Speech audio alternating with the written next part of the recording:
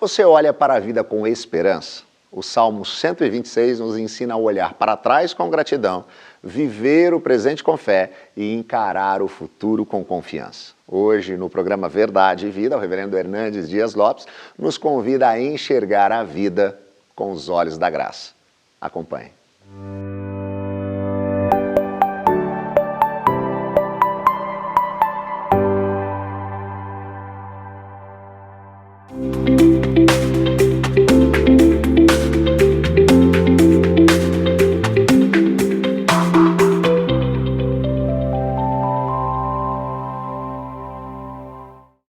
Nós estamos chegando ao final de mais um ano e esse é um tempo de avaliação, um tempo de gratidão, um tempo de autoexame, um tempo de investimento. Hoje eu quero falar sobre um olhar tridimensional e vamos basear esta mensagem no Salmo 126. Vamos ouvir a leitura desse texto.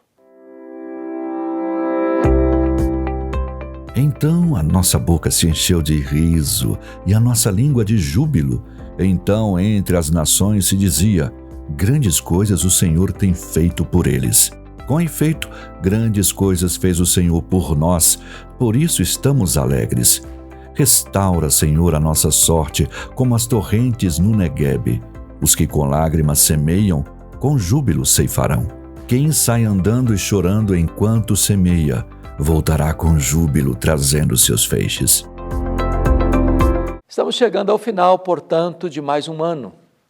Ano difícil, de muitas lutas, de muitas angústias, onde assistimos notícias, às vezes, tão difíceis de engolir, de reciclar e processar.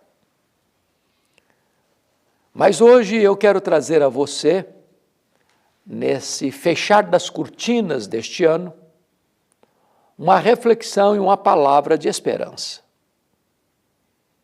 Porque a nossa esperança está no Senhor. O nosso refúgio é o Senhor. Nossa esperança não está nas mãos dos líderes políticos da nação, nem naqueles que detêm o poder econômico. A nossa esperança está em Deus. E Ele é poderoso para restaurar nossa sorte e renovar nossa esperança a despeito das circunstâncias. E o Salmo 126, que é um salmo pós-cativeiro babilônico, retrata esta gloriosa verdade. O salmista olha para trás, olha para o presente e olha para o futuro, numa visão tridimensional. Quando ele olha para o passado, ele olha com gratidão, porque aquele povo que estivera há 70 anos na escravidão, no cativeiro, na Babilônia, tem sua prisão encerrada. O povo retorna à sua terra. O povo renova a sua esperança. O povo recomeça a escrever a sua história. E ele então vai dizer assim: quando o Senhor restaurou a sorte de Sião, ficamos como quem sonha. Então a nossa boca se encheu de riso, a nossa língua de júbilo. Então entre as nações se dizia: grandes coisas fez o Senhor por eles. Com efeito, grandes coisas fez o Senhor por nós, por isso estamos alegres. Olhe para o passado da sua vida. Olha quem você era. Olha quem você é. Olha o que Deus fez na sua vida. Olha a redenção que você recebeu em Cristo Jesus. Olha como seus pecados foram perdoados. Olha como a graça de Deus foi estendida a você, tirando você das trevas para a luz, da escravidão para a liberdade, da morte para a vida. Nós também temos uma história a contar. Não estávamos talvez prisioneiros, atrás de grades, espoliados dos nossos bens, vivendo como escravos em terra estrangeira. Mas éramos escravos do pecado. Vivíamos debaixo de uma tirania. Não havia em nós esperança. Estávamos perdidos. Mas o Senhor nos achou, o Senhor nos buscou, o Senhor nos amou, o Senhor nos salvou, o Senhor nos perdoou, o Senhor nos levou para a sua presença, transportando-nos do império das trevas para o reino da sua luz. Oh, gloriosa redenção que temos também em Cristo Jesus. Ao olharmos para trás, o sentimento que tem no nosso coração é gratidão por tão grande salvação.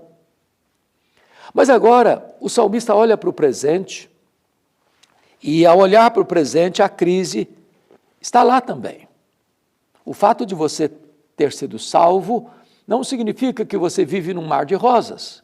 Então, ele diz assim: restaura, Senhor, a nossa sorte como as torrentes do Negueb. E ele admite que ele precisa de restauração. Ele admite que a vida agora, mesmo retornando para o território de Israel ou vivendo em Jerusalém, há uma sequidão instalada no peito. Há um deserto existencial. E ele admite que esta restauração não é uma obra que ele mesmo pode realizar. Não podemos restaurar a nós mesmos. Não podemos limpar a nós mesmos. Não podemos reavivar o nosso próprio coração por nós mesmos. Esta é uma obra exclusiva de Deus. Por isso ele diz: restaura, Senhor, a nossa sorte. Veja você, que ele não pede um verniz, uma caiadura, algo epidérmico, superficial. Ele quer restauração. E ele entende que é preciso orar. Restaura, Senhor. Diante da crise, da sequidão, é necessário clamar aos céus.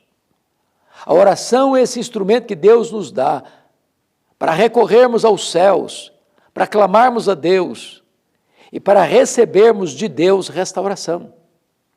Ele entende mais.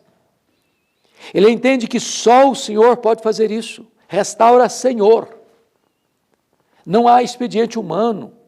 A solução não está nas mãos do homem, nem nas mãos da igreja, nem nas mãos de uma denominação religiosa, nem nas mãos dos ritos sagrados. Só de Deus vem a nossa restauração. Só Ele cura as nossas feridas. Só Ele balsamiza a nossa alma. Só Ele pode trazer conforto ao nosso coração. Só dele pode vir a nossa restauração. Restaura, Senhor, a nossa sorte. Mas veja você que ele está pedindo um tipo definido de restauração, como as torrentes do Negueb. E o Negueb, você bem sabe, é o maior deserto de Israel, da Judéia. Lugar arenoso, cheio de pedras, de cascalhos, de montanhas altaneiras, sem qualquer viço, sem qualquer vida. Mas ali acontece um fenômeno. De vez em quando, desce das montanhas pedregosas, de areias escaldantes, um rio de vida, as chuvas invernais, e aquelas águas descem em cachoeiras, rasgando as entranhas do deserto. E por onde essas águas descem, formam vadis, formam oásis, e tudo floresce, e tudo reverdece, e tudo passa a ter vida. Às vezes você olha para a sua vida e é um deserto. E você precisa clamar a Deus para que essas chuvas do Espírito desçam sobre a sequidão da sua alma, para que aquilo que está seco reverdeça e frutifique. O salmista está pedindo para Deus um milagre de reavivamento, de despertamento, de restauração.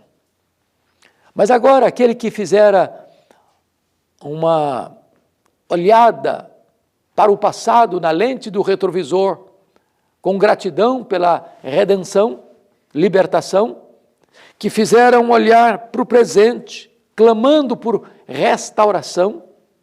Restaura, Senhor, a nossa sorte, como as torrentes do Negueb. Agora, nesse tríplice olhar, nesse olhar tridimensional, ele vai olhar para o futuro, para frente, e vai dizer assim. Olha comigo, por gentileza, verso 5. Os que com lágrimas semeiam, com júbilo ceifarão.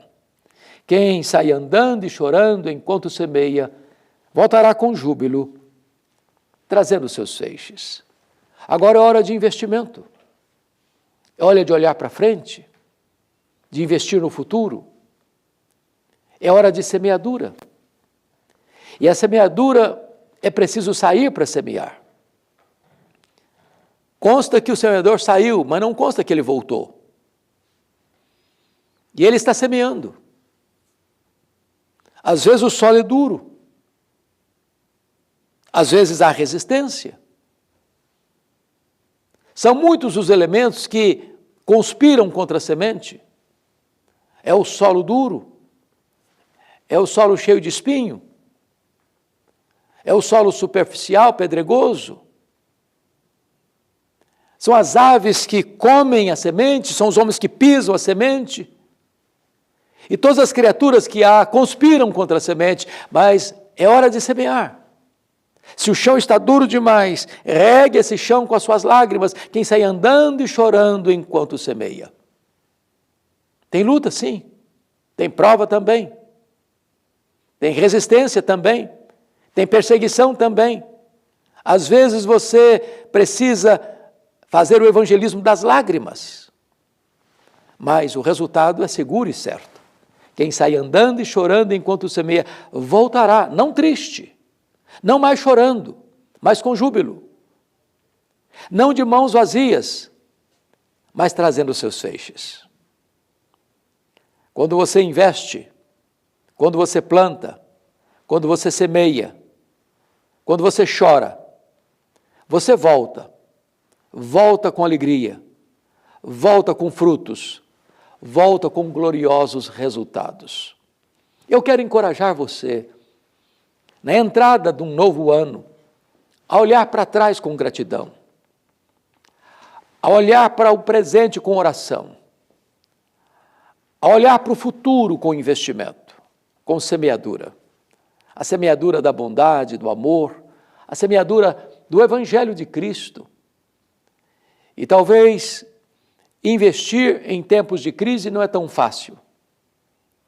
Talvez você precisa chorar também e regar o solo com as suas lágrimas. Mas a promessa de Deus é que você voltará celebrando com os frutos do seu trabalho, com as bênçãos do Eterno, com vidas transformadas, com famílias convertidas, com a obra de Deus alargando as suas fronteiras.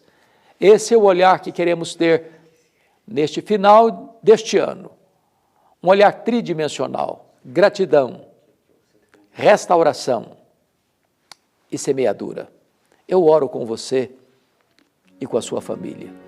Deus, eu te peço que tu apliques esta palavra ao coração daqueles que agora nos assistem, para que no final deste ano e no início de um novo ano, nós tenhamos essa postura do salmista, de gratidão, de súplica e de semeadura.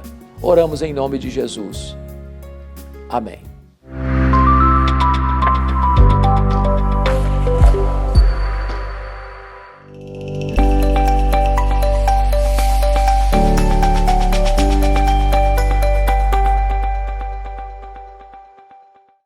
Com Deus, o choro de hoje pode se tornar a colheita de amanhã.